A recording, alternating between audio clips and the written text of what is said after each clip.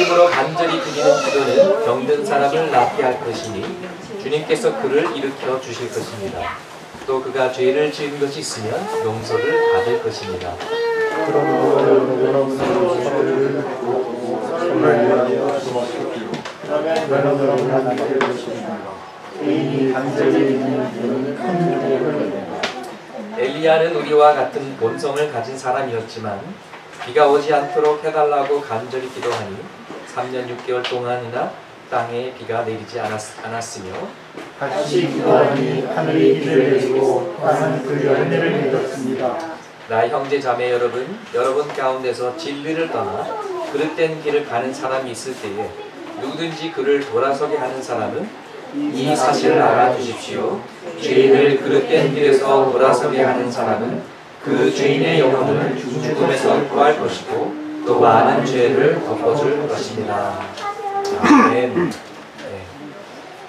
여러분 야고보서를 읽으시면서 느끼셨겠지만 야고보서는 추상적인 책이 아닙니다.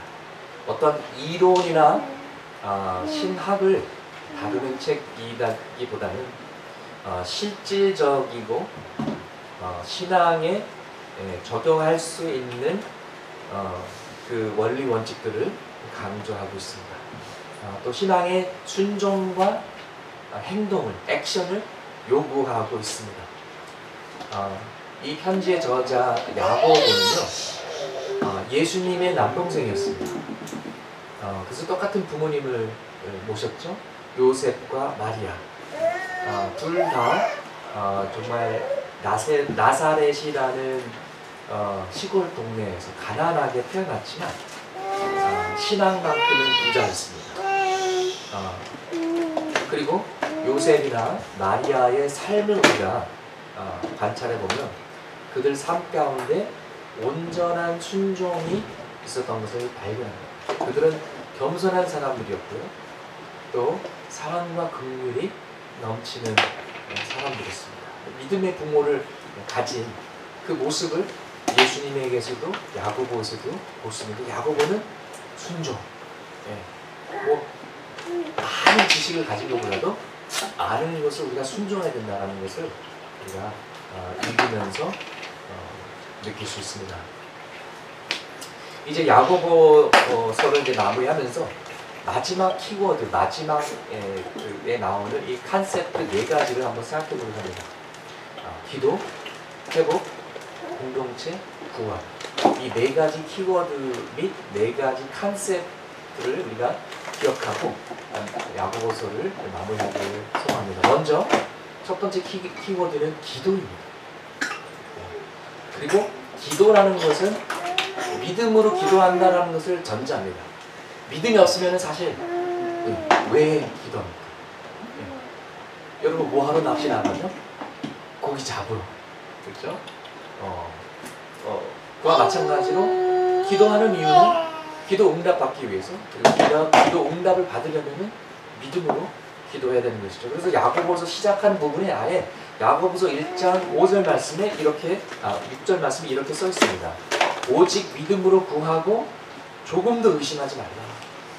의심하는 사람은 두 마인드를 가진 사람이고 더블 마인드. 뭘 받을지 기대하지도 말라. 그러니까 기도는 믿음으로 하는 것입니다. 예수님께서 믿음을 칭찬하신 그 모습이 신약에 이제 2군데 특별히 나오는데요. 한 번은 12년 동안 혈류병을 앓았던 여인이었습니다. 아까 우리가 찬양도 불렀는데 옷자락 만지면 그런 부분이 나오는데 예수님의 옷자락을 만졌던 여인이에요. 그 혈류병은 그 소위 이제 뭐 부인병 비슷한 그런 거기 때문에 좀 예수님께 좀 말하기가 민망했든지 창피했거나 아니면은 군중들이 너무 많아가지고 이렇게 제대로 뵙지 못했는지 어쨌든 이 여인에게는 어떤 믿음이 있었냐면은 내가 예수님께 다 자초지종 말씀드리지 않아도 예수님이 손이 아니라 예수님의 옷자락이라도 붙들면 그분의 능력이 내게 임해서 내가 치유를 받을 것이다. 이 여인은 12년 동안 고생하고요. 의사라는 의사 오늘 시대라면 뭐 한의사도 가보고 양의사도 뭐 이것도 먹어보고 뭐 저것도 발라보고 근데 안 난 거예요. 돈도 다 낭비하고. 그래서 이제는 마지막으로 정말 예수님이 나를 도와주지 않으면 누가 나를 도와줄고 하는 그런 간절한 마음으로 또 믿음으로 예수님의 옷자락을 만졌을 때 예수님께서 영적인 에너지가 자기에서 나가는 것을 느끼셨어요. 그래서 누구냐? 누가 나를 만졌냐? 제자들은 예수님 지금 사람도 둘러싸였는데 누가 예수님을 만졌다니요? 근데 예수님은 그 여인을 찾아서 야단치려는 것이 아니라 칭찬해주는 거예요. 격려해주는 거예요.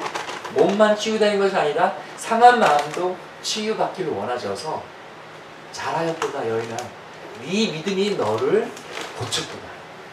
네 믿음이 너를 살렸고 너를 구원했고 너를 치유하게 하였도다. 잘했다. 너 믿음 굉장히 좋구나. 이렇게 격려해 주셨죠. 또 한 번 예수님께서 믿음을 칭찬한 적이 있는데 그 로마인이었어요. 백부장이었습니다. 예수님께 찾아와서 제가 사랑하는 제가 아끼는 하인이 종이 지금 너무 아픕니다. 죽을 것 같습니다. 고쳐주십시오. 그래서 이제 예수님께서 그럼 가자 하려고 하니까 이 백부장이 아니요. 그냥 여기서 말씀만 하십시오. 그러면은 제 종이 나을 것을 믿습니다. 왜냐하면 저도 이 군대 체제 이 위가 있고 아래가 있는 이 시스템에서 일하다 보니까 대장이 일부러 가지 않아도 명령 하나 떨어지면은 일사천리로 착착착착 진행이 되거든요. 이제 그거를 이해한 거예요. 주님은 말씀에 능력이 있습니다. 권위와 권력이 있으십니다. 말씀 한마디면 그냥 리모트 컨트롤로 굳이 가지 않으셔도 내 종이 나을 것을 믿습니다. 이런 믿음이 있었어요. 근데 진짜 예수님은 하나님의 아들이요 태초에 하나님과 함께 하셨고 하나님이신 로고스 말씀이에요. 하나님께서 그걸 만들려면 내가 슈퍼마켓에 가서 뭘 사야 되나 지능을 좀 사야 되나 이러지 않으셨잖아요. 빛이 있으라 하니까 그 말씀이 능력이 돼서 그냥 빛이 있으신 거예요. 그와 마찬가지로 창조자이신 예수, 알파와 오메가이신 예수님을 향한 이런 대단한 믿음이 있었습니다. 그래서 예수님께서 칭찬하셨어요. 너의 믿음이 크구나. 네가 믿음이 뭔지 권세가 뭔지 네가 좀 아는구나. 그래서 우리가 기도할 때 이런 믿음을 가지고 기도를 해야 됩니다. 믿음 없이는요 그냥 허공을 떠도는 푸념에 불과해요. 아이고 인생이 와 이리 힘드노. 누가 좀 도와주면 좋겠구만. 아휴 그냥 한숨만 쉬고 그냥 푸념하는 거야. 그냥 한숨 푹푹 쉬는 거예요. 이런 것이 아니라 기도는 지금도 살아계셔서 역사하시는 하나님께 부탁하는 것을 믿습니다. 그리고 우리는 멀리 하나님과의 관계에서 멀리 있는 존재가 아니에요. 하나님의 귀한 아들이고 딸이고 VIP예요. 왕자요 공주 같은 존재예요. 예수를 보내셔서 십자가에서 피 흘리기까지 사랑하신 더 사랑할 수 없을 만큼 맥시멈으로 사랑을 받는 존재입니다. 아멘. 그렇기 때문에 여러분 담대히 은혜의 자리에 나가시고 기도하세요. 믿음으로 기도하세요.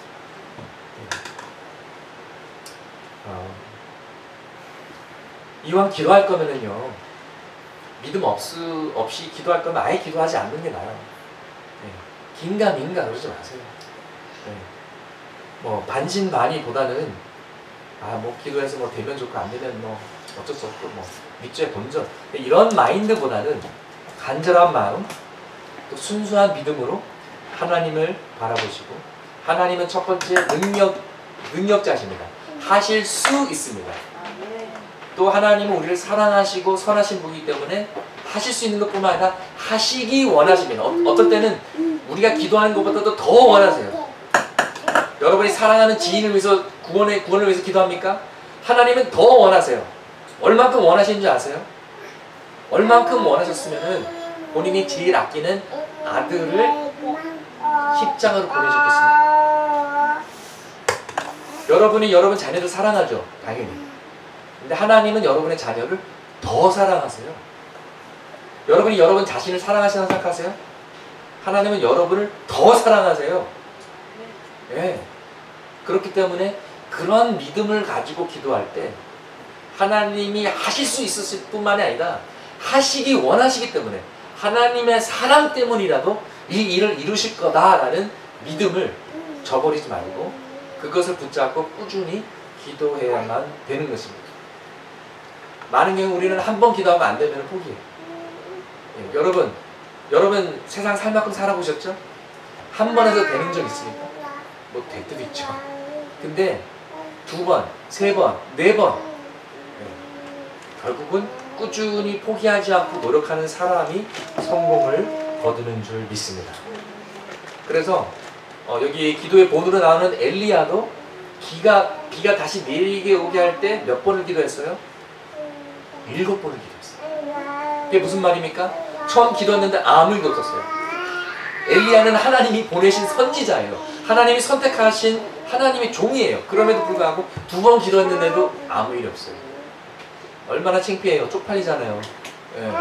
그렇죠?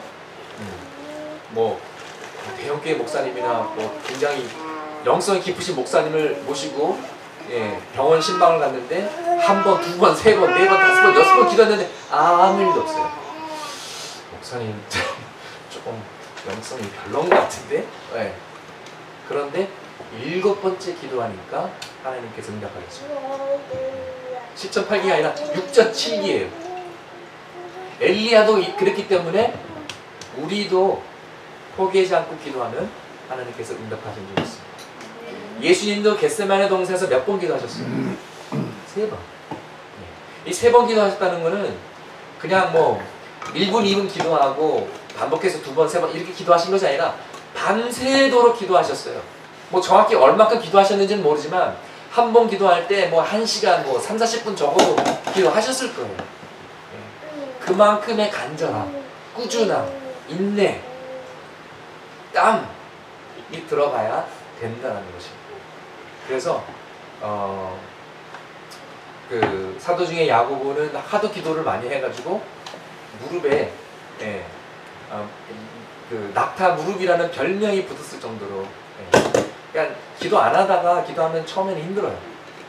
여러분도 경험해 보셨겠지만 기도 안 하다가 5분 기도하면요 50분 기도한 것 같아요. 왜 이렇게 길어요? 근데 계속 기도하다 보면 50분을 기도해도 5분 기도한 것 같아요. 그래서 기도를 많이 하시는 권사님이나 장로님한테 점심 식사 기도를 부탁드리는 건 상당히 위험한 일이에요. 그분들에게는 50분이 5분같이 느껴지기 때문에 냉면 같은 거 시켜놓고 기도 부탁하면은 국수 다 불어요. 그렇지만 여러분의 기도 시간이 기쁜 시간이 되고 편안한 시간이 되고 여러분이 기도를 통해서 여러분의 내공이 강해지는 또 영성이 잘 쌓아지는 그런 축복을 누리시기를 축원합니다. 근데 우리가 기도는 혼자만 하는 것이 아니에요. 오늘 말씀 보니까는 14절에 아프십니까? 그러면 교회 장로들을 부르라. 교회 목회자들을, 교회 리더십을 부르라고 돼 있어요. 혼자만 낑낑대는 것이 아니라 기도가 필요하면은 기도 제목을 나누고 기도해 주세요 부탁하고 또 안수 기도도 받고 이러란 말이죠. 또 16절 말씀에 서로를 위하여 기도하십시오. 아멘. 근데 사실 큰 교회, 대형 교회에 다니다 보면은 서로 기도하기가 힘듭니다. 소그룹에 가기 전에는 제가 지난번에 얼마 전에 식구들과 함께 이제 미국을 다녀오지 않았습니까? 동부에 갔었는데 브루클린 태버네클이라고 브루클린 태버네클 콰이어라고 이 성가대가 굉장히 유명한 CD도 있고 그런데 거기에 이제 매주 화요일 저녁마다 기도 모임이 있어요. 저도 전에도 미국 살 때 가보고 그래서 굉장히 사모하는 그런 기도 모임인데 은혜가 있어요. 그러니까 왜 예수전도들 화요 모임이 막 전통이 있고 역사가 있는 것처럼 여기도 참 오랫동안 이어온 그 기도 모임인데 성령의 인자하심과 또 기도의 능력과 정말 느껴지는 그런 귀한 모임입니다. 거기 이제 가족 이제 참석을 했어요. 근데 그 순서 중에 안내위원들이 와가지고 그 인덱스 카드 같은 조그만 카드를 다 나눠줘요.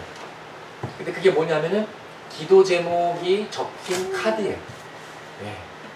어떤 기도는 뭐 무명으로 돼 있고 어떤 기도는 실명이 들어가 있고 그래서 브루클린 태버내클 교인들뿐만 아니라 다른 데서도 기도 요청이 들어오면 기도 제목이 들어오면은 하나도 빠짐없이 다 써가지고 나눠주고 다시 또 걷어요. 그러면은 뭐 몇 월 며칠 화요 기도 모임에 기도했습니다. 뭐 도장 꽝 찍고. 네. 그래서 기도 하나하나를 빠짐없이 기도하는 것을. 그러면서 또 그 자리에서 둘씩 또 이렇게 서로를 위해서 기도하는 그런 경험을 하고 왔습니다. 이게 바로 오늘 본문의 말씀을 순종하는 거예요. 그래서 우리도 친교 시간에 이제 서로 기도 제목 나누잖아요. 바로 이 말씀을 순종하기 위한 실질적인 그런 시간이죠. 그냥 여러분 성도들의 친교 시간은요, 그냥 뭐 커피나 마시며 과자 마시며 수다 떠는 시간이 아니에요. 성도들의 코노니아, 성도들의 친교는 말씀과 신앙을 중심으로 주 안에서 교제하는 거예요. 서로 기도해주고 격려해주고 때로는 위로해주고 이것이 진정한 교제인 줄 믿습니다. 네. 그래서 우리 계속해서 서로를 위해서 기도하고 시시때때로 기도 제목도 업데이트를 바뀌고 힘든 일 있으시면 기도 받고 가세요. 네. 언제든지. 그리고 또 급하면 전화하세요. 또 전화로도 기도해 드리겠습니다. 왜냐하면 우리가 기도할 때 인생의 결과가 달라집니다. Prayer changes things. Prayer changes the outcome. 기도는 하나님의 손을 움직입니다. 다른 결과를 낳게 하는 능력이 있는 것입니다. 또 기도는 믿음으로 기도하는 것뿐만 아니라 기도는 믿음뿐만 아니라 간절함이 들어가야 돼요. 그래서 이 표현이 두 번 나옵니다. 15절에 나오고 17절에 나와요. 15절 보니까 믿음으로 간절히 드리는 기도는, 또 17절에 보니까 비가 오지 않도록 해달라고 간절히 기도하는, 이 간절한 earnestly 이 마음이 들어갔는데요.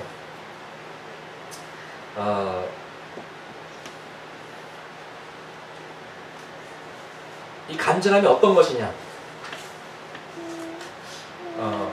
어저께 아시안 게임 한국 축구팀이 금메달을 땄습니다. 뭐 한국 사람이니까 한일전에서 이긴 것도 기쁘지만 특별히 손흥민 선수가 병역 면제 혜택을 받아서 얼마나 기쁜지. 우리 지환이도 좀 갔었어야 되는데 뭐 마지막 5분에 교체 카드로 가서 뭐 좀 뛰어다니면 얼마나 좋았을까 합니다만은 손흥민 선수에게는 특별히 간절함이 있었어요. 뭐 금메달도 좋고 은메달도 좋고 동메달도 좋소이다 이런 게 아니라 우리는 금메달 따러 왔습니다. 이런 간절함이 있었습니다.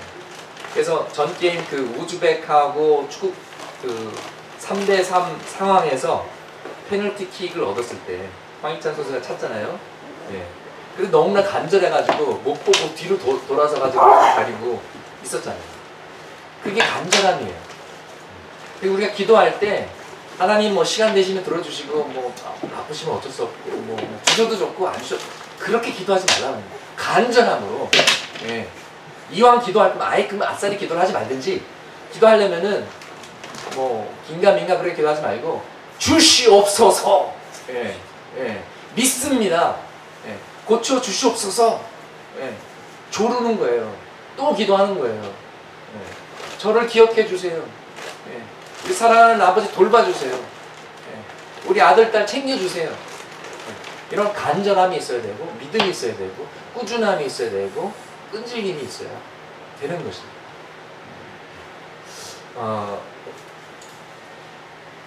저희 가정에 간증 있잖아요.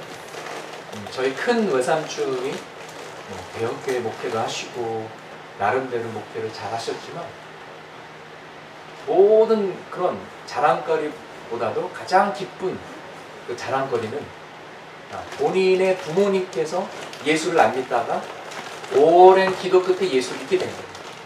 근데 그 기간이 30년이에요. 30년을 완강하게 거절하시다가 결국은 예수님을 믿게 됐어요. 그런 간절함, 그런 꾸준함이 있으면 하나님께서 역사하시는 줄 믿습니다. 여러분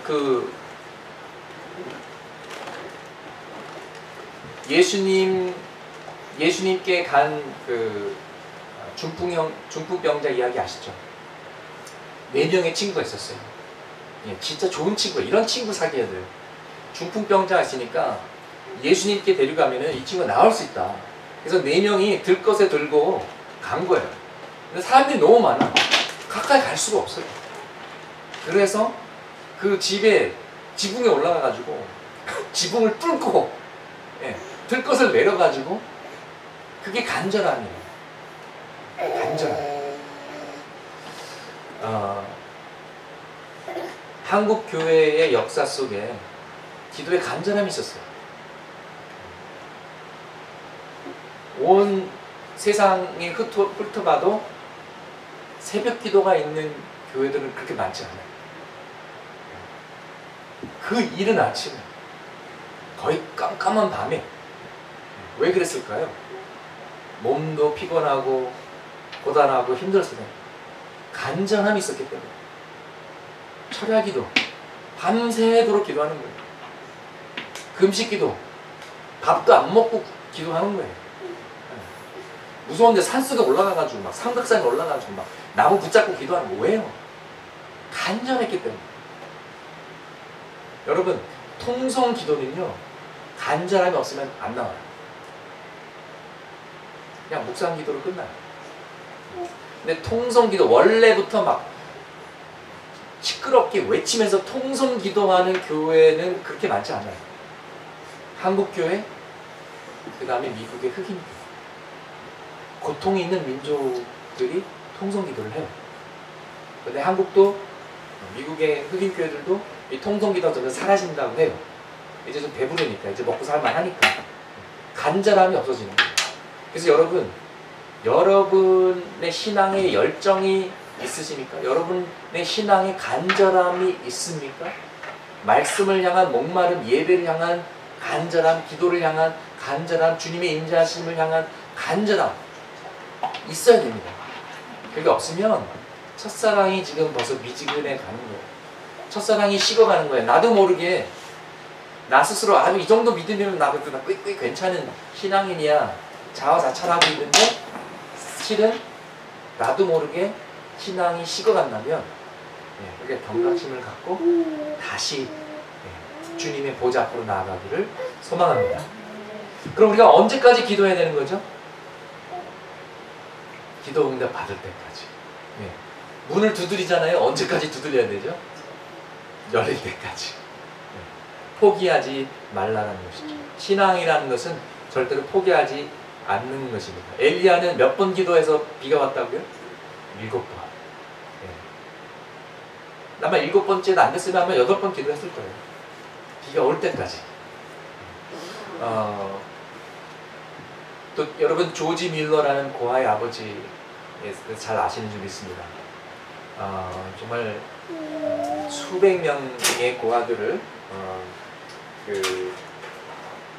키운 그런 훌륭한 크리스천인데 기도를 엄청 했죠. 기도 응답도 많이 받았고요. 그런데 평생 동안에 예수님을 믿지 않는 친구들 때문에 정말 그 부담감을 갖고 열심히 기도를 했습니다. 근데 그 중에서도 2~3명은 진짜 막 복음을 안 믿는 거예요. 그래서 평생 기도했는데도 그러다가 이제 조지 밀러가 이제 죽을 때가 됐습니다.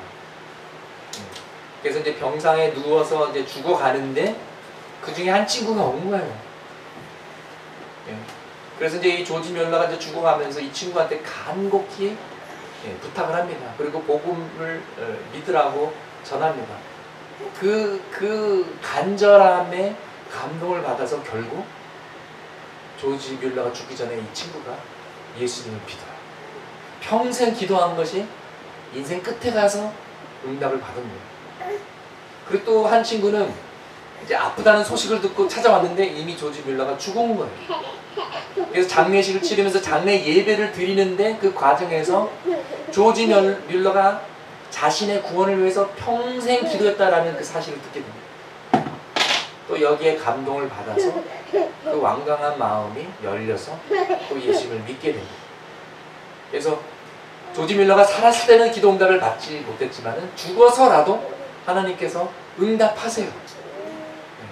그렇기 때문에 여러분, 우리 눈에 보이지 않더라도 굉장히 더디고, 아니 하나님께서 지각하시는 것처럼 느껴지지만 그럼에도 불구하고 우리 꾸준히 기도합시다.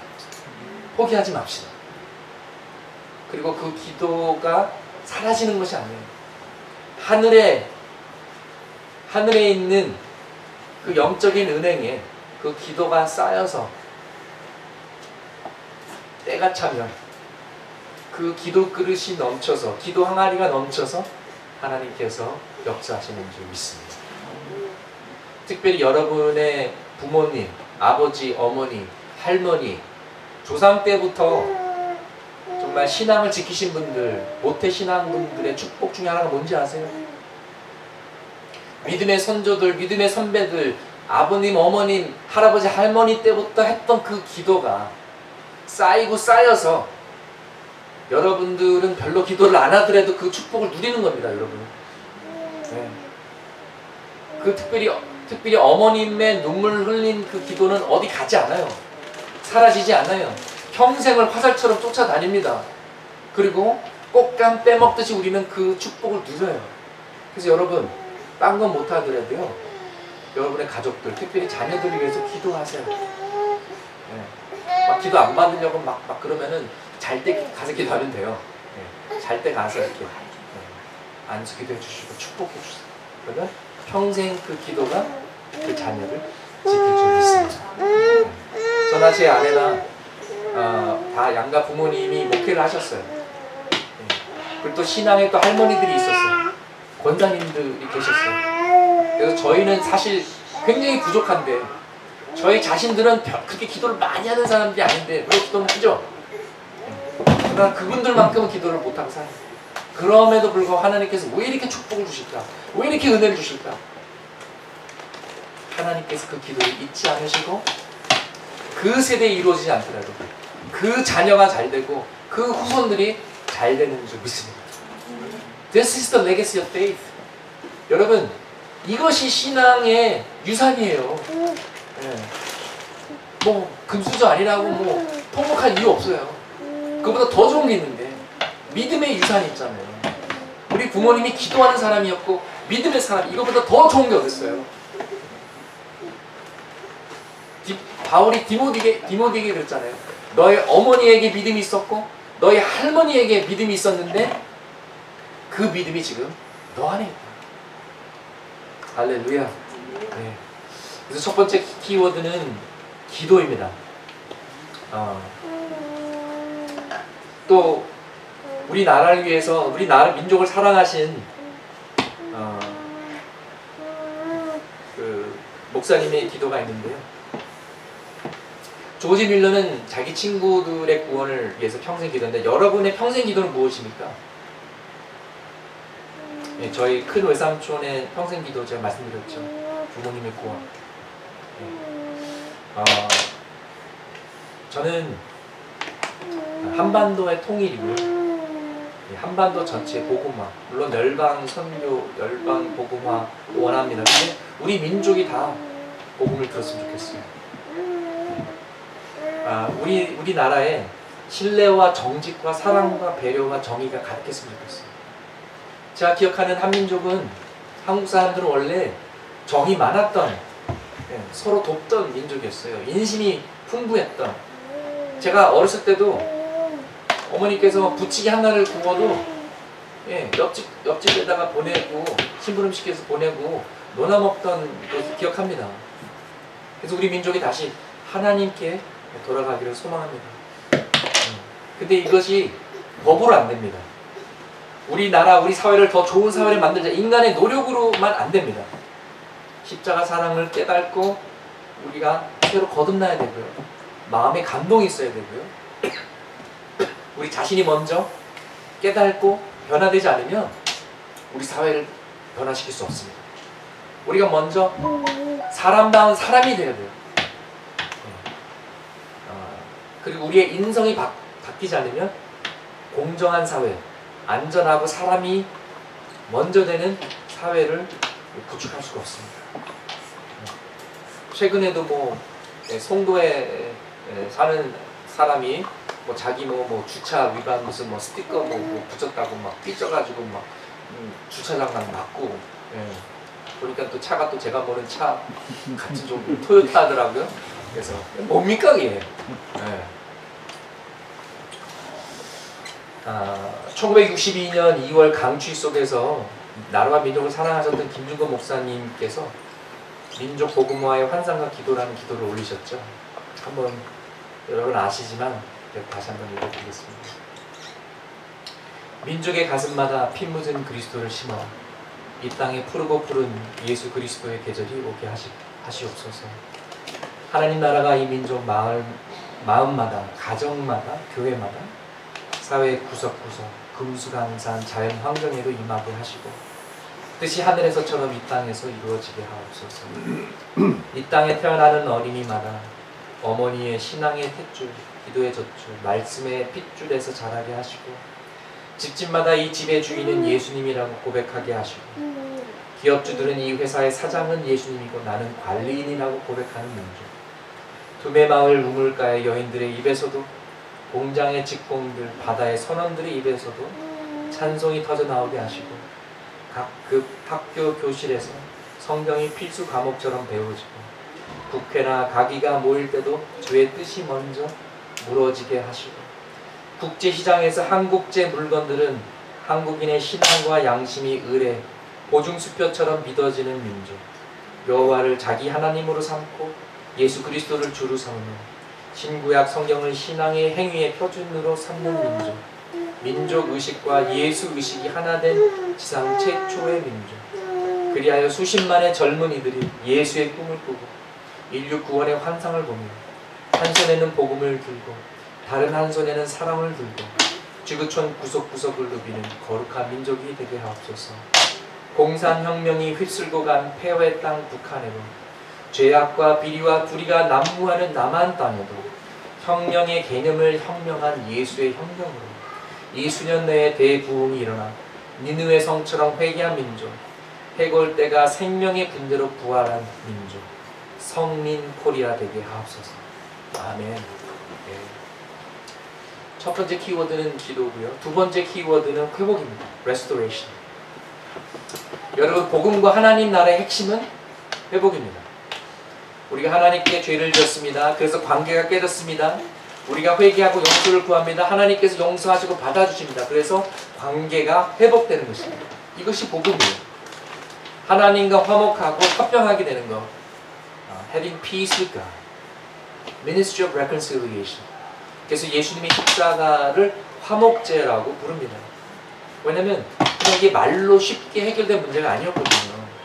여러분이 차 사고 치면 차를 내 실수로 그냥 뒤에 가서 그냥 확 박았어요. 완전 찌그러뜨렸어요. 아이고 죄송합니다. 이게 한마디로 해결할 수 있어요? 아니요. 뭐 보험회사가 책임지든 내가 개인적으로 책임지든 보상해 줘야만 화해할 수 있는 것이죠. 찌그러진 차를 원상복귀해서 회복시켜야 되는 것입니다. 마찬가지로 예수님의 십자가 희생 없이는 그냥 말로만 하나님 죄송합니다. 이것으로 해결이 되지 않는다는 것입니다. 누가 죄값을 치러야 되는데 예수님께서 그 죄값을 치르셨기 때문에 우리가 용서를 구하면 용서가 가능하게 되는 것입니다. 얼마나 감사합니까? 아멘. 하나님께서 원래 우리를 창조하실 때 하나님의 형상으로 지으셨습니다. 근데 그것이 죄 때문에 무너졌고 변질된 것이죠. 하나님의 형상이라는 것은 우리가 그냥 몸만 있는 동물이 아니라 영혼이 있는 존재고 하나님과 교제할 수 있는 인격체라는 것입니다. 하나님의 성품, 사랑, 거룩, 정의, 지혜 이런 것을 닮은 존재라는 것입니다. 그런데 이 모습이 점점점 사라져가고 있고 망가졌습니다. 이것을 회복시키는 것이 구원이자 성화입니다. 또 여러분, 통일이 뭡니까? 회복 아닙니까? 왜냐하면 한반도는 원래 하나였거든요. 수천 년 동안 한 나라였고 한 언어를 쓰고 한 민족이었고 한 문화를 나누던 백성이었는데 그러다가 분단이 된 거거든요. 1945년부터 계산하면 73년 됐고요. 1950년 한국전쟁부터 계산하면 68년이 됐습니다. 성경을 읽으면요, 희년이라는 개념이 나오거든요. The Year Jubilee. 70년마다 포로들을, 노예들을 풀어주게 돼 있어요. 빚을 다 탕감해 주기로 돼 있어요. 원래 오리지널 주인의 이름으로 돼 있는 땅을 다 돌려주게 돼 있어요. 자유의 날이죠. 유다 백성들이 바벨론 포로 생활로 끌려갔다가 70년 만에 다시 예루살렘으로 돌아오게 됩니다. 이것이 희년의 축복이에요. 이런 희년의 축복을 우리 민족이 누리기를 소망합니다. 복음은 하나님과의 관계 회복이자 서로와의 관계 회복입니다. 서로 화해하는 것이에요. 서로 용서하는 것이에요. 서로 용납해 주는 거예요. 잃어버린 하나님 형상의 회복이에요. 그리고 또 내가 잃어버린 비전과 꿈과 소중한 것들의 회복입니다. 하나님을 만나서 내가 어렸을 때 꿈꾸던 일들을 향해 다시 갈 수 있는 거예요. 내가 인생이 바빠서 돈 벌기 위해서 애 키우느라 내려놓았던 것들을, 아니 나도 몰랐던 내 안의 비전들을 다시 다 회복하는 거예요. 복음을 통해서 이런 것들이 다시 꿈틀거리고 새싹이 피어나는 것이죠. 여러분과 제 마음속에 이런 것들이 회복되기를 소망합니다. 여러분 왜 사세요? 하나님의 창조 목적이 있습니다. 우리의 존재 목적이 있습니다. 그냥 편하게 먹고 사는 것이 다가 아닙니다. 그래서 예수 안에서 그 목적과 사명, 소명, 미션을 찾으시기를 바랍니다.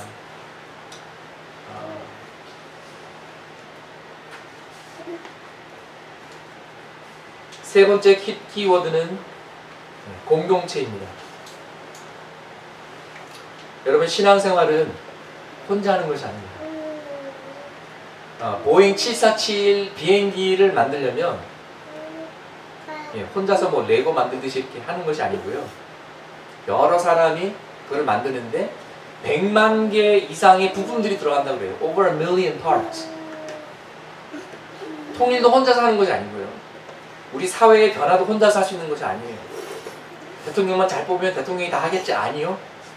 우리 모두가 개입해야 됩니다. 그래서 각자 한 사람 한 사람이 기독교 가치관을 가지고 자신의 분야와 자신의 직장과 자신의 영역에서 진리와 정의와 긍휼을 실천할 때 하나님의 나라가 임하는 줄 믿습니다. 이것을 공동체를 통해서 우리가 이루어가는 것이죠. 개인의 믿음도 공동체를 위해서 세워지고요.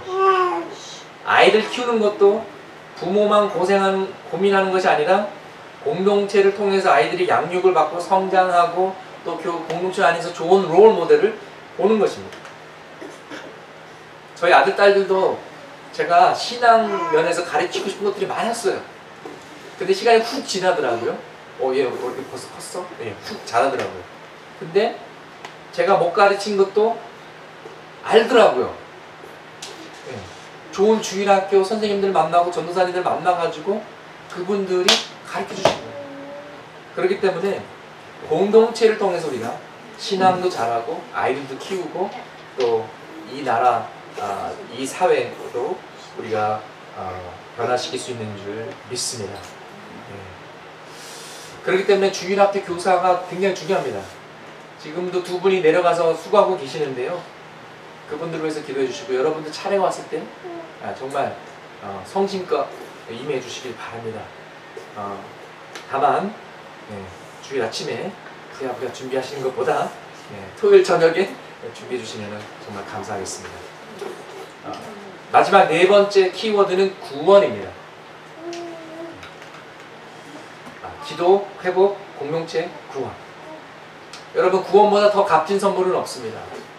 구원은 최고의 축복입니다. 우리가 인생을 살면서 최고의 미션은 바로 구원입니다. 여러분이 직업이 무엇이든지 간에 여러분의 진짜 본업은 복음을 전하는 자, 복음의 증인입니다.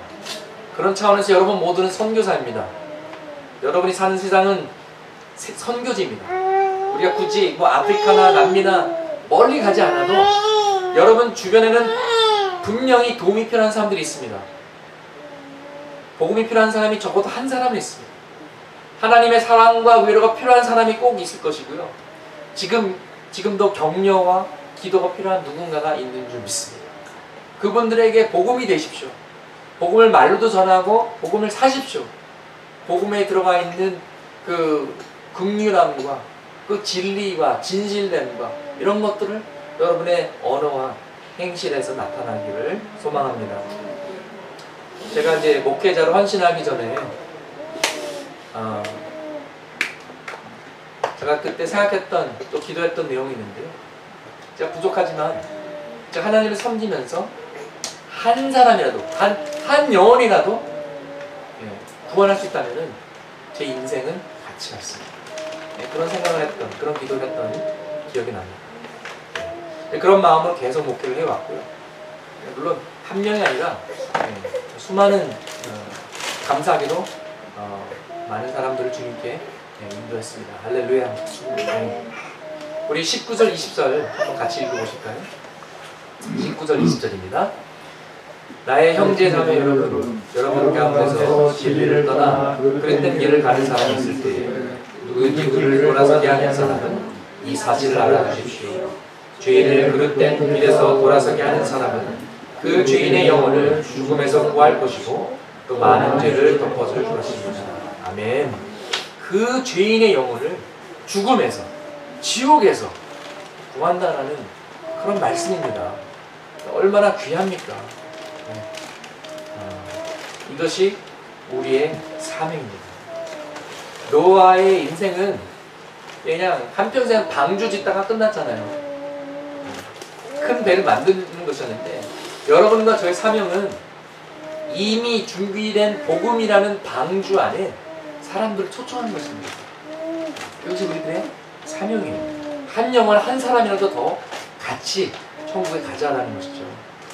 마지막으로 모라비안 교회 이야기 말씀하고 마치겠습니다. 교회사에서 모라비안 교회는 정말 선교에 큰 획을 그은 교회인데요. 오늘의 그 체코에서 이제 그 교회가 이제 9세기에 성경이 번역돼서 들어가면서 교회가 세워졌고 1300년 후반 1400년 초반에 잔 허스라는 교수를 통해서 부흥이 일어납니다.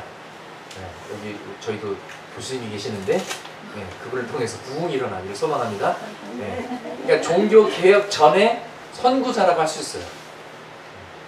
그러니까 이제 예를 들면 이제 오늘날 시대에 막 적폐 청산 외치는 사람이랑 마찬가지인 거예요.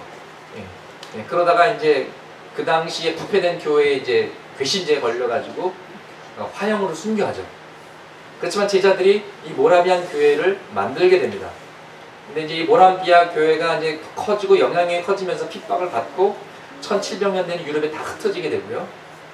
그러면서 이제 종교 개혁을 맞이하게 되고 그 다음에 이제 독일에서 젠잔도프라는 백작을 만나게 되는데 이분을 통해서 신앙의 그 초점이 선교를 향하게 됩니다. 이 젠잔도프 백작은요 금수저로 태어났지만 아주 신앙이 깊은 분이고 열방을 선교하는 비전이 있었어요. 그리고 이분의 그 인생의 좌우명이 이겁니다. 굉장히 멋있어요. 들어보세요. I have one passion. It is Jesus. Jesus only. 딱 한 가지 열정이 있는데 예수 그리스도 한 분뿐이나 이러한 좌우명을 가진 분이었는데 이분의 영향으로 모라비아 교회는 열방 선교에 올인하게 됩니다. 그래서 현대 선교사 처음으로 시작한 교회가 이 교회예요. 1732년에 첫 선교사를 파송합니다. 그리고 교인의 대부분들이 다 선교사로 나가요.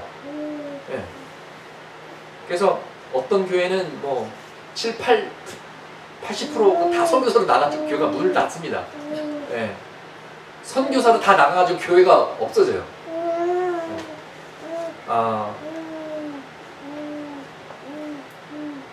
근데 이 교회를 보면 잘 모셔뒀다가 녹슬어서 못 쓰게 되는 것이 아니라 하도 많이 써서 날아서 사라지는 그런 모습을 볼 수가 있습니다. 얼만큼 다 선교 나가고 교회가 아무도 없는 거예요. 통통 빈 거예요. 그래서 사라졌어요. 역사 속에서. 그러나 정말 멋있는 교회라고 생각합니다. 여러분과 저, 또 우리들의 교회, 우리가 새소망 교회를 창립한 것은 서울의 어느 교회처럼 100년의 전통을 자랑하는 한국에 처음으로 세워진 어느 교회, 이런 교회를 세우려는 것이 아니라 정말 우리 모두가 선교사로 파송되고 그래서 문을 닫는 한이 있더라도 그냥 가만히 잘 모셔두고 녹쓰는 것보다 하나님께서 너무 자주 사용하셔서 정말 닳아서 없어지는 차라리 그런 교회가 되기를 소망합니다. 하나님 나를 사용하여 주옵소서. 그러자면 오늘 말씀드린 이 4가지 키워드, 믿음과 간절함이 있는 기도, 그리고 우리가 회복의 사역에 동참하는 우리, 화목케 하는 전도자, 그리고 공동체 안에서 복음을 나누는 우리들이 되기를 소망합니다. 기도하시겠습니다.